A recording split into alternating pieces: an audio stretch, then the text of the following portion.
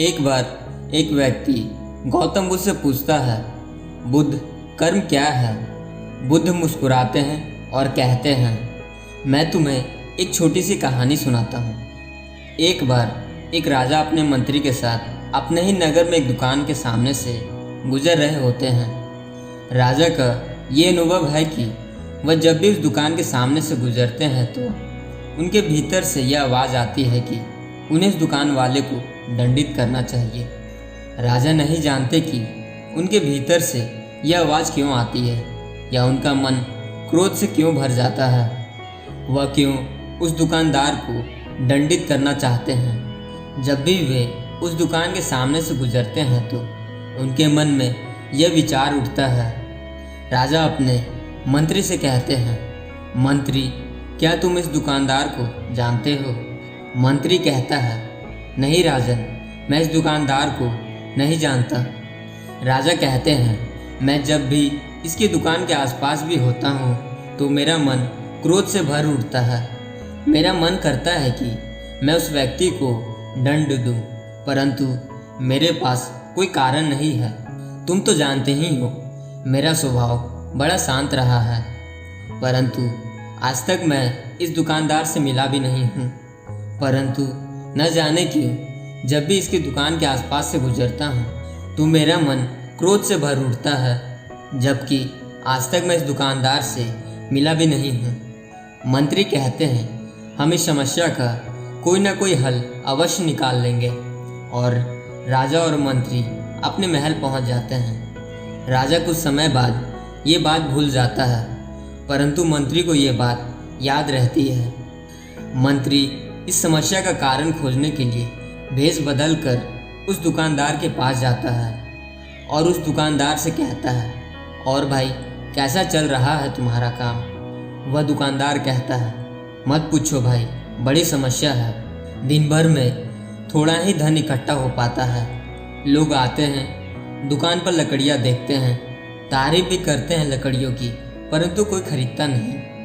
अब तो केवल बस एक ही उपाय है कि हमारे राजा की मृत्यु हो और उसका मंत्री लकड़ियाँ लेने के लिए हमारी ही दुकान पर आए, तब तो कुछ बात बन सकती है, वरना इसी तरह गुजारा चलता रहेगा। मंत्री कहता है, अरे भाई, कुछ लकड़ियाँ हमें भी दो, हम भी खरीदना चाहते हैं।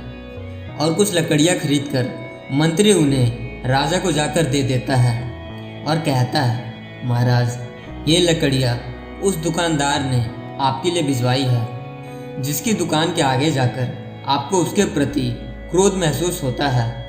राजा उन लकड़ियों को लेते हैं और उसकी सुगंध को महसूस करते हैं और कहते हैं, अरे, मैं तो बेवजह ही उस व्यक्ति को दंडित करना चाह रहा था। यह व्यक्ति तो भला व्यक्ति है। राजा कुछ सोने की मोहरें मंगवाता है और मंत्री को देता है और कहता है, जाओ, ये मोहरें उस व्यक्ति को दे दो जिसने लकड़ियाँ भिजवाई है। और मंत्री उन सोनों के मोहरों को ले जाकर उस दुकानदार को देता है। वह दुकानदार भी बहुत खुश होता है। वह सोचता है कि मैंने बेवजह ही राजा के बारे में इतना गलत सोचा। हमारे राजा तो बहुत नेक इंसान हैं। कहानी खत्म होती है और गौतम बुद्ध उस व्यक्ति से पूछते हैं, कुछ समझ में आया? वह व्यक्ति कहता है, जी हाँ बुद्ध, मैं समझ गया। कर्म केवल शरीर से ही नहीं, कर्म विचारों से भी होता है। गौतम बुद्ध कहते हैं कि जब तक हम कुछ सोचेंगे ही नहीं, तब तक हम अपने शरीर का उपयोग कैसे कर सकते हैं। इसलिए कर्म हमारे विचारों से होता है। यदि हम अपने विचारों को सुधार ले तो हमारे सभी कर्म सुधर सकते हैं। राजा उस व्यक्ति को जानता भी नहीं था। राजा उस व्यक्ति से कभी मिला भी नहीं था, परंतु फिर भी राजा उसके प्रति क्रोध से भरा हुआ था, केवल उसके गलत विचारों की वजह से जो उस दुकानदार ने राजा के प्रति सोची थी। यदि तुम अपने भीतर घृणा का भाव पालते हो, क्रोध का भाव पालते हो, ईर्ष्या का भाव पालते हो, तो तुम गलत कर्म कर रहे हो और इसका फल भी गलत ही होगा। यदि तुम चाहते हो कि तुम अच्छे कर्म करो तो तुम अपने विचारों को सुधारो। यदि तुम अपने विचारों को सुधार पाए तो तुम्हारे कर्म अच्छे होंगे, और जब तुम्हारे कर्म अच्छे होंगे तो उनका फल भी निश्चित रूप से अच्छा ही मिलेगा। वह व्यक्ति कहता है, बुद्ध, आपकी कृपा से मैं कर्म को समझ पाया हूँ। कर्म क्या है?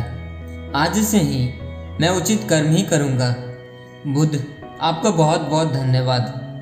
और दोस्तों, यदि तुम गलत सोच रखते हो तो उसकी सज़ा तुम्हें कल नहीं इसी समय मिल रही है। धन्यवाद।